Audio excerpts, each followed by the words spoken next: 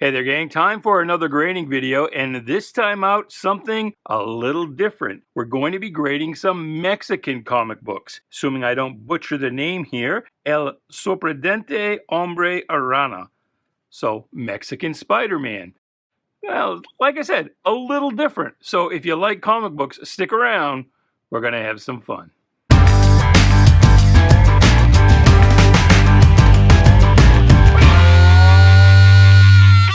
Hey there, Bobby. Welcome to Shanghai. My name is Duke, and this is a grading video. And yes, we are looking at some Mexican Spider-Man comics, El Sorprendente Hombre Arana. So, El Sorprendente is amazing, and Hombre, man, Arana, spider. And these were published in the early 70s by an outfit called Editora de Periódicos, SCL. I have no idea what the SCL stands for, but they were known as La Prensa. And they had this El León de Prensa, this little lion symbol here. There were a couple of different versions of the Spider-Man comic. This one came first, and this started right after the Marvel Spider-Man book started. They began publishing reprints in Mexico, and went right up, publishing reprints on a regular basis right up until the early 70s, and then there was a break around the time that Gwen Stacy was killed. And apparently, as the story goes, and I will link in the description to a video from the comics tropes guy. He goes over all of this probably better than I could. Not probably, no, probably about it. So if you want really the whole story, you want to go watch that video. Again, the link is in the description below. But in a nutshell, as the legend goes, Gwen Stacy was very popular. The Mexican publisher objected to Gwen Stacy being killed off and got permission from Marvel to continue the series with mostly new original stories in which Gwen Stacy was still alive. So these are basically what I call the Undead Gwen comic books. So the artist was a fella named Jose Luis Duran, and he was famous for a few things that we will see. He was really in love with Gwen, particularly, and we may not see it in this first issue I happened to pick up. We'll see it as we go along. Well, there you go. He really liked Gwen's butt. And so you're going to get, there's another one. You're going to get a lot of butt shots of Gwen in these. There's another one. So that's what these books are like. Now, the comic trope guy, God, I wish I could remember his name. He's like comic book guy to me, but he's just comic trope guy. In his video, he explained something about how La Prensa continued to reprint the Spider-Man books, but inserted scenes with Gwen in college or in Europe or whatever in between. I don't see that. I've gone all through these books because I have been indexing them for the Grand Comic Books database. These books really aren't on there. And so in indexing them, I've looked through them fairly carefully. I don't speak a word of Spanish other than what I enter into Google Translate, and I'm not entering in every word in a comic book, just, for the indexing, like, they require the first line and things like that, the title and things like that. But in what I've been able to follow, the original stories, they look like Gwen's right there with Peter. And in the last issue, a couple of issues before it ends, and it ends on a cliffhanger, by the way, at issue number 185. The original stories began around number 122, ended at number 185 on a cliffhanger. So I don't know if La Prensa knew that they were going to be done or not. But, Gwen at the end discovers Peter's identity. She's right there with him. And so, it's just kind of neat. The other thing that Jose Luis Duran is known for, and you can kind of get a sense for it here, was swipes. Now, this was a bi-weekly comic book. And at one point, it goes actually weekly, and he's doing most of the art, so you can kind of sympathize with him a little bit. Doing what he had to do to keep up. Probably wasn't getting paid a lot, So there's a lot of, Greg Land style light boxing in here. And for example, this issue, this character, that looks very Neil Adamsy to me. So one of the reasons that I'm doing this video and these particular books in this video is one, again, I always like to share stuff with you, whether it's Golden Age or weird and different things when I'm grading. And of course, there's the opportunity to share the grading skills. Well, as much to, glean some information from you as well. I'm not just saying I'm the greatest grader in the world and I know everything, and you're gonna learn from me. I'm gonna learn from you as well as you leave comments below. But also, as long as I've been reading comic books, you can't read everything, and I'm hoping that you will spot some swipes that I've missed. There are a lot of things as we go through these books you're going to see that, and I'll mention it, that looks like to me that comes from somewhere, but I don't know exactly where, and hopefully you do. And you'll leave a comment below, because I would like to, on the GCD, the Grand Comic Book Database, to sort of document those. I hesitate to call them swipes, because I don't know if he was actually light boxing or tracing, or if he was just, to keep up on deadline, was using a lot of references. But anyway, so we're going to start here. This is issue 124. This is the first original one that I had. And this character here is actually known as, I know if I've got it in here somewhere, but basically it translates to Iron Man, and that's obviously not Iron Man. The H is because the word for iron in Spanish starts with an H. Here it is. El Hombre de Hierro? I don't know. But again, this looks like Neil Adams to me. Do you know where that's from? Have you seen that? I guessed maybe a Dead Man thing, but I couldn't find it. So we're going to go through with some grading, and these original books. Again, they got a lot. There's another butt shot. There's another butt shot.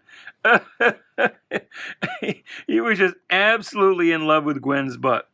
And he's a good artist, because there are some things where it doesn't look like it's traced, where he's clearly a decent good artist, but then there's other things like that looks like it comes from a Ditko panel to me, but from what, I have no idea. But as you look at this Mexican Iron Man, Hombre de Hierro, look at those drawings there and tell me if any of that looks like a swipe to you. There's some more some butt. You bet that's butt. So but yeah, they definitely kept Gwen around, and there has been on the internet kind of I won't say a drive, more of a kind of a light rumbling to try and get Marvel to reprint these books in the States. And maybe they can't because of agreements, or because some of this stuff is clearly swiped from other things. But there's been kind of a drive to get them to reprint it, because it's just kind of neat that it was this whole approved universe where Gwen never died, where she lived and eventually married Peter. And so it's kind of this whole alternate universe thing. But also, there's been people who've said, well, let's get Gerry Conway to not just, because he was the writer of Spider-Man at the time, the one responsible for killing Gwen. Let's get him to not just translate the Mexican book into English, but to sort of re-script it in English for an American audience. And I think that would actually be necessary, because a lot of these stories, and you'll see as we go through them, it will start with this big block of explanatory text, and it's usually pretty dry, and then there was a day when Spider-Man was completing his rounds across the city, and he was surprised by a big noise. And I mean, that's how a lot of the stories start. And the at least as it comes out in Google Translate, it's pretty dry. But anyway, I don't want to spend all your time me yakking. Let's get to some actual grading. All of these, unfortunately, are kind of they're going to be lower grade. They're mostly 4s and 3s, and see, you've got a little chip out here, and not really staining, but some soiling along here. The spine is kind of rough. We've got a stamp here of some kind. The back, you've got some staining. We've got, is that just folded? Yeah, it's just folded, so it's not, but you got another fold right here. It's Mexican, the Spirit. Only that's, I think that's, oh no, the Saint, excuse me, not the Spirit, the Saint. And there's the same stamp here. Pages inside are, you know, all of these books are kind of tanning, browning a little bit. But I think I'm going to call that, I might be tempted to go to a 3.5, but it's pretty heavy on the spine wear, and we do have this piece out on the front cover, and just general kind of unsightliness. I think I'm going to go with a 3 on that. Now, I don't know if I mentioned it or if I was just thinking it, but there were a couple of different companies that published the Spider-Man books. This company, Prensa, published almost from the beginning of Spider-Man in the United States, republished it in Mexico, again, up until about 122 when it switched over to mostly new issues. And here, what I'm going to grade for you are just the new issues with the original material. There continued to be some reprints throughout, but I mean, you don't need to see a reprint book of an American Spider-Man. But they stopped at about 1973 or so, like I said, I think I said, on kind of a cliffhanger. And then another company, MACC División Historietas. Historietas is basically Spanish for comics. And they also had a logo that said OESPIA, OESPIA. I don't know if that's an acronym or an actual word. But anyway, they picked up the title. It started over with a new number 1, so the Mexicans beat us to that. The tribe for new number 1s. And published again another, I don't know, 80, 90, 100 issues or so. I forget how far that series went. But the reason I mention all of that is that second series, we had a couple issues up a few weeks ago, and the first issue went for a little over $100. And if I remember correctly, the second issue went for like $80. If you search, you know, the history on eBay and you look up .com comics and look for completed auctions of El Sorprendente Hombre Arana, you can see the issues that sold already, and they all did really well. So I'm expecting these to do well, again, because they have kind of a cult status with that Undead Gwen deal going on. All right, yacked at you long enough. Let's get to work. If I can even pick this up. So this one has a spine split down here, but a 1/2-inch spine split at the bottom. Help if I get it on camera where you can actually see it. Again, some heavy spine wear. This original Iron Man story was a 3-parter. Again, we've got some just general soiling here that makes this kind of unsightly, and a little piece out in the same lower corner. Some chipping and ripping along the edge. The back part's pretty soiled, and we have some water staining. And that's just folded. That's not a piece out. And again, some water staining and some soiling there. But let's see. Let's see what we can find for Gwen Butt. So there's and again, we're looking for swipes too. If you see a swipe, call it in the comments below. And that one right there looks like something from out of Neil Adams. And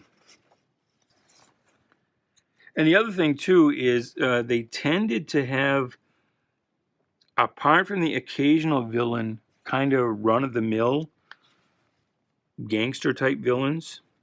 And you can see some of this looks very Neil Adams-y to me. But see, then again, some of it doesn't, like that. Some run-of-the-mill, and a lot of the characters, they weren't named that I could tell in trying to puzzle out. Well, it's not a butt, but it's a nice drawing. He did draw a nice Gwen. I think it's worth reprinting that series in the States just for just for all the Gwens. And, you know, I think a lot of these Gwens might be, again, I think I've called out Greg already. These could be lightboxed or copied from different photographs of models and stuff. I don't know. But you can see that Gwen doesn't always... She's more there as an illustrative sense than a storytelling sense. But anyway, as I was saying, the villains, sometimes they don't get really named. They're just, you know, the professor, the gangster, the businessman. So if you see anything in there that looks like it's definitely a swipe from something. But I think this one...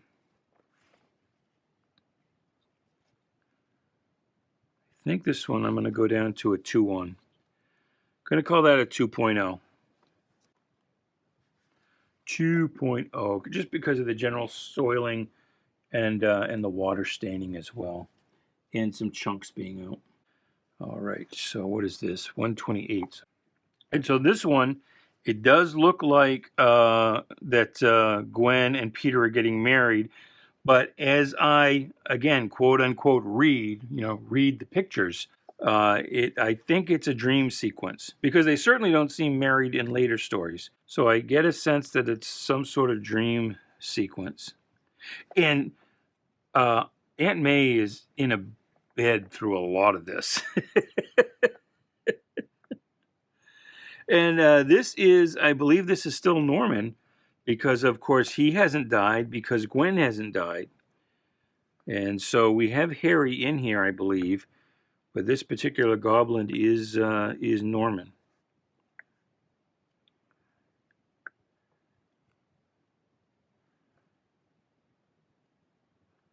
And maybe this is where some of the Gwen traveling stuff comes from. But, again, it's, you know, she seems right there with him. I didn't get a sense that she was, like, sent away and it was just panels of her filling out space while they continue to reprint Peter. The whole issue, and there's some Harry and Norman kind of arguing.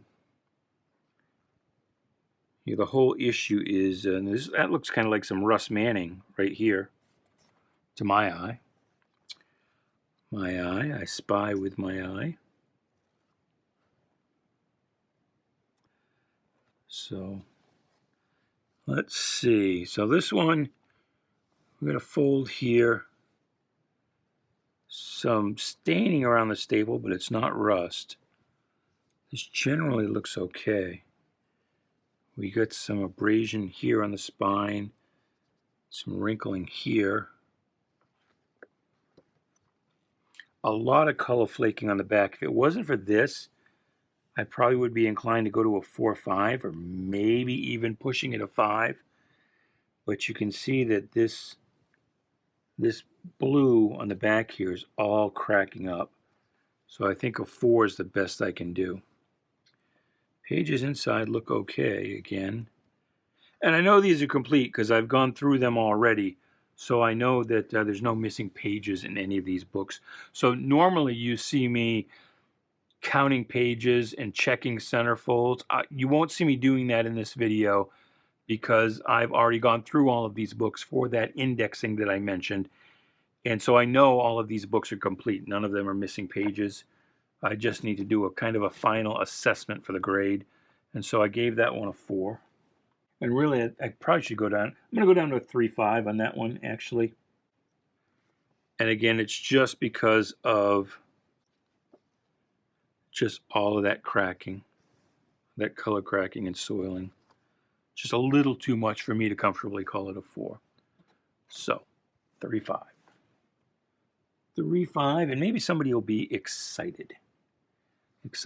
So this is a Craven story, and there were right around this period. Can I find them? Yeah.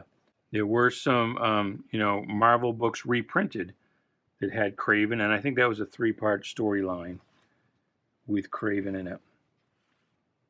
And, but this one's an original one to the Mexican books, and we have some staining here, which is unfortunate. Looks like somebody spilt their coffee. How do you say coffee in Spanish? El coffee? I'm a dick. So let's go through this one. And not all of these are by Jose Luis Duran. And none of them are signed. I know the name from other things. And usually when we've got Hot Gwen, we know that's a Jose book, Jose Luis Duran, or other random hot chick. But we'll see some in here. Maybe not in this video, but I'm going to do 2 or 3 videos of these Mexican Spider-Man books where we will see that there's some that are definitely of a much cruder art style. And this one, I had trouble finding any, clear and genuine swipes on this one.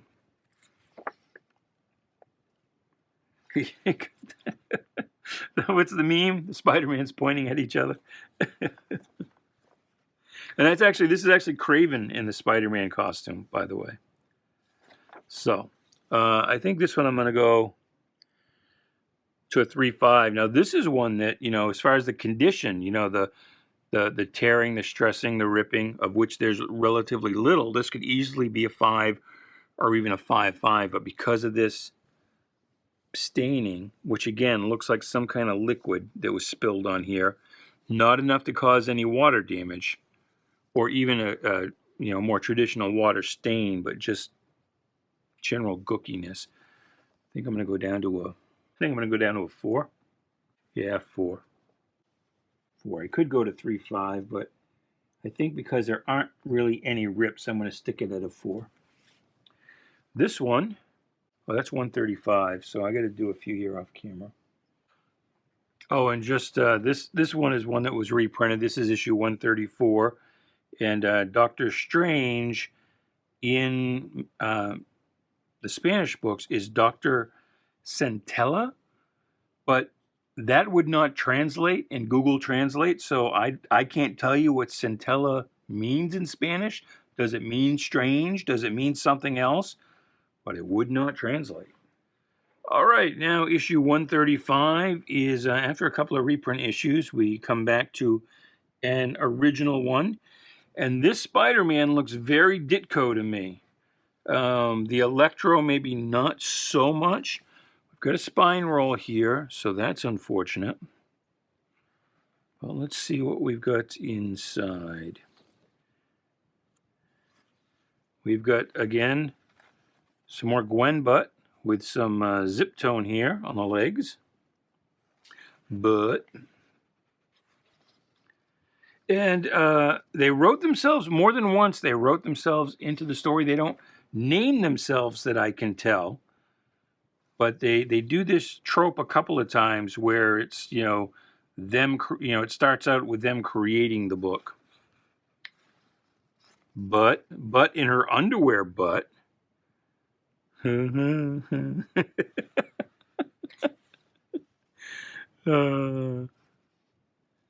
of these could be swipes. They could maybe not be. It's hard to tell.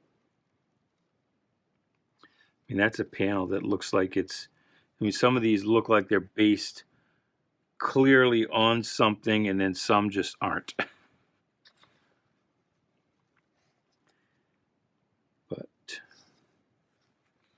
And again, the background people tend to be fairly generic.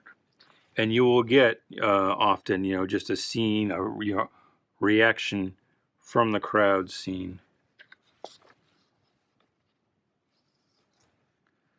Boom, boom. Nothing really jumps out at me in this one as swipe-a-vous. Although that was French, wasn't it?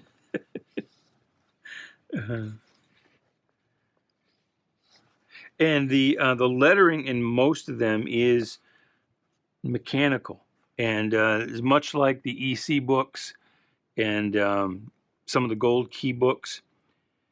And generally, how that was done was like a stencil kind of a thing, or there was a particular machine where they'd have a row of letters down below, and they would trace the letter, and the arm would come up and make it on the page. It's I'm not describing that well, but so anyway, get back to the grading.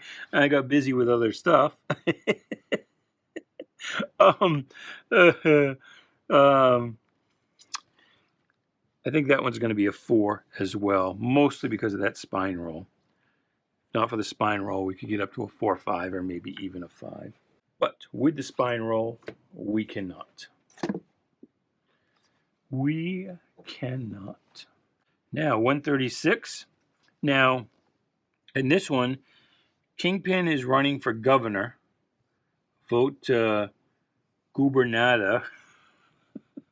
Which I think, I don't know about your state, but my governor is definitely a Gubernata. But does it say here? So, oh yeah, alfiler. So Kingpin, in Spanish, they just call him El Alfiler. And in the Google Translate, it just comes out to pin. So he's not Kingpin, he's just the pin. So it's like, okay. And so, again, a lot of Spidey swinging.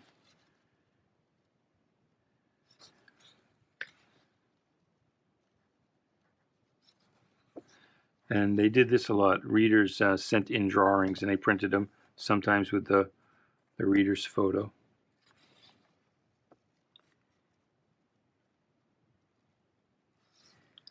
And again, I'm showing you every page just so that, and this was a candidate something, but I think there's like one panel where they give him a name, and the rest of it he's just called Candidato throughout. That was apparently Kingpin's arrival. I don't see a ton in here that's swipey.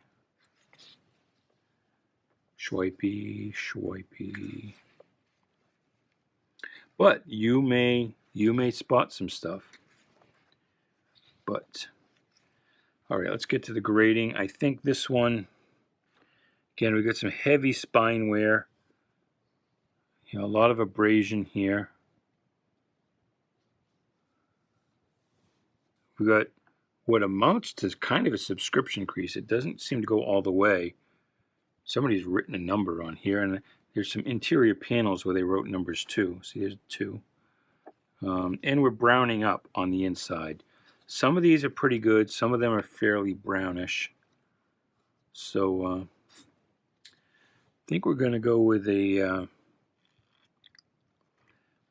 3.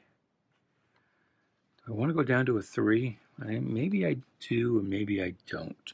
I think I do, just because that fold does go all the way through the whole book.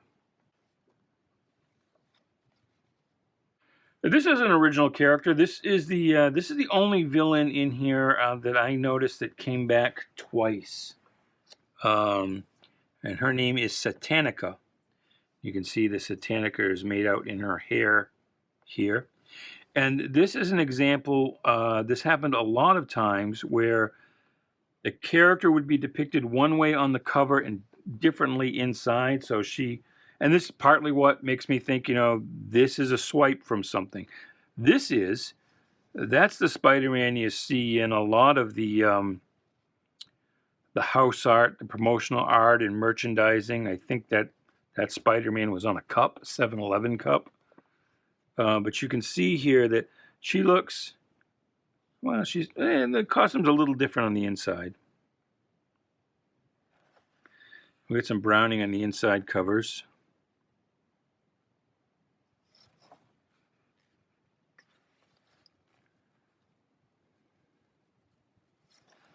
And this monster is just like Monstruoso or something.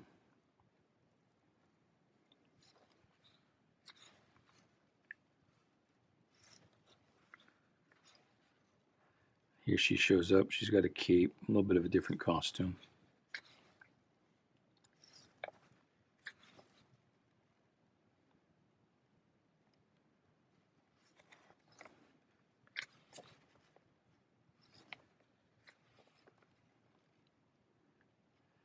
And some of these characters just look a little different. You know, there's sometimes notice. Now that looks like a Neil Adams pose to me. Do you know what that is from? I don't know.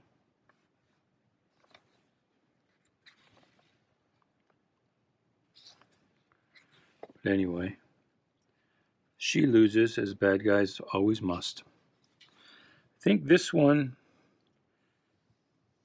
there's some kind of fairly heavy wrinkling here along the spine, some stress marks here, fold here, kind of a dust shadow along this side. FIFA, I don't know what FIFA is, but somebody wrote FIFA. Some general soiling on the back and browning on the inside covers. So I think that one's another one that's going to be 3.5. 3.5 on Satanica. And she, as I said, she will come back. So what are we up to? 138. This is a Khazar and Sabu, and they did somewhere in here. Have I got it here, or is it in an earlier issue? Right around this same time, Khazar appeared in the. I guess I don't have it. Appeared in the U.S. Spider-Man book, and that issue was reprinted. So they reprinted the U.S. Spider-Man issue, Amazing Spider-Man with Khazar, and then turned around a few issues later, did their own version. So, but,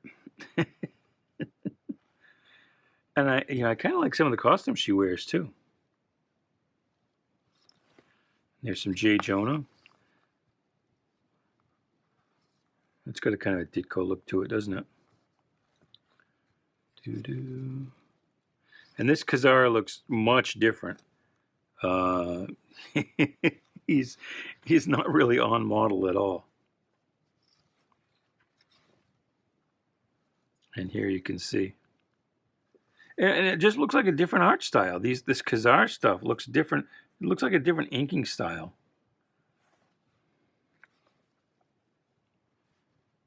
But there's the other thing too is these Mexican Spider-Man books tended, and you can get a sense for it here, heavy on the drama and the romance between Peter and Gwen, more so even than the U.S. books.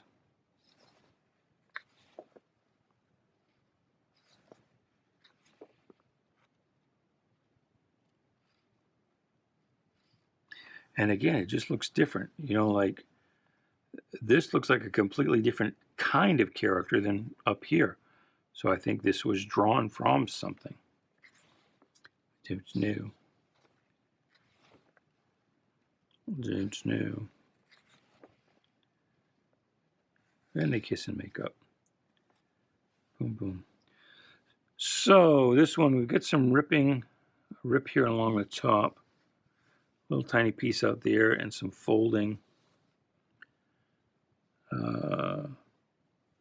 Front cover, we've got a little bit of folding and some wear and abrasion on the spine. A little bit of a spine bend. Kind of heavy wear down here on the bottom. I think that's another one I'm going to go with 3.5. And what is this? This is issue 139. It is, and that's more Gwen. It's a very large child. Some proportion issues here, whatever we were copying. And there's the Rhino. And Rhino in Spanish is, in fact, Rhino. But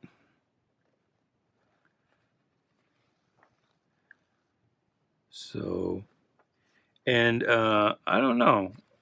This character here of Rhino in prison, it looks to me like they've just got a whole different version of who the Rhino is.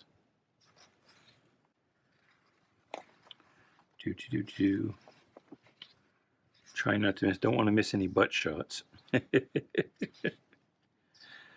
ta-da. Almost, but got this headband thing going on. That's a whole lot of... That is a whole lot of Peter and Gwen being Peter and Gwen. Now the Rhino shows up.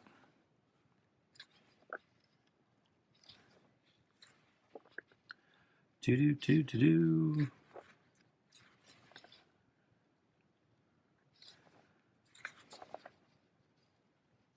All right, so again, we've got some browning. The inside covers are browned up. The outside covers are not so bad. Wrinkling here is not as bad. Wear on the spine is not as bad.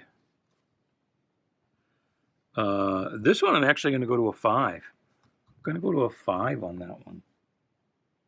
Can you believe it? That's the best condition copy yet that we have yet seen. Now we're up to 140.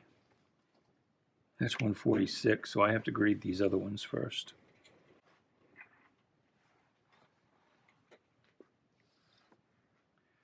And here we go. This is the last one in this stack, number 146. And this one is a swipe. This Mysterio figure comes off the cover of Amazing Spider-Man 65, I believe. I don't know where this Spider-Man comes from, and this J. Jonah looks like it could, be cut from a panel inside. But yeah, you've got this part of that cover to ASM 65 is kind of superimposed onto this part. And the other thing I should mention, these books are all 28 pages, which is what modern Marvels are too. I don't know if you realize that when you see the solicitations and you see, DC and Marvel both listing a 32-page book, DC is just counting the interiors. Marvel is counting the covers. So modern Marvels, and this has been true for several years now, modern Marvels are only 28 pages interior, 32 with the covers. DC a 32 interior, 36 with the cover. These are 28 including the cover. So they're not real substantial. You pick one up and you're like, oh, it's missing pages. Well, compared to a regular book, it surely is. So, kind of sort of butt. It's not Gwen, though. El Sargento Furia, y sus Commandos. And this is fake Spidey. That looks like it's taken from something. I don't know what, but... And some of these Spideys look like almost like Superboys to me. They almost look like they're from a George Papp or an Al Plastino. So yeah. This particular pose would be used throughout this series several times, which leads me to believe that it comes from something. Do you know where that pose is from? But it would be used again and again.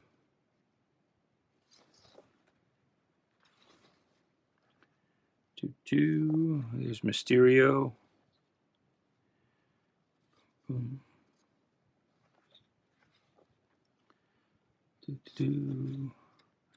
This is seems to be like an original issue. I don't think this is a reprint of any American book.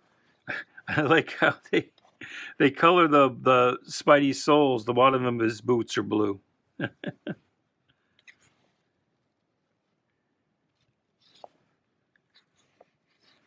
So there you go. Whole lot of J. Jonah in this one. So we have some pretty significant stressing here. Front cover's not too bad. You've got a little bit of soiling in the white part.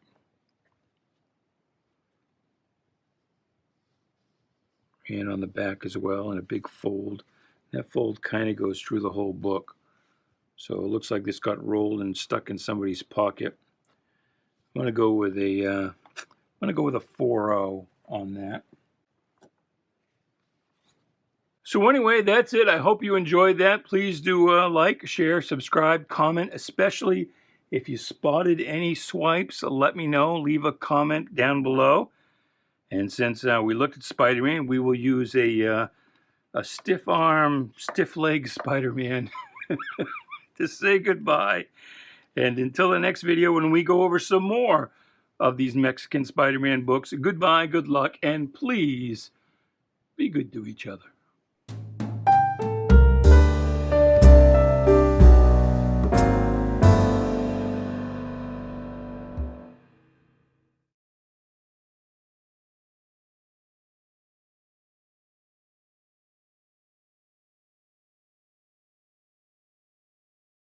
Now this is a definite swipe. That is that mysterious fuck me.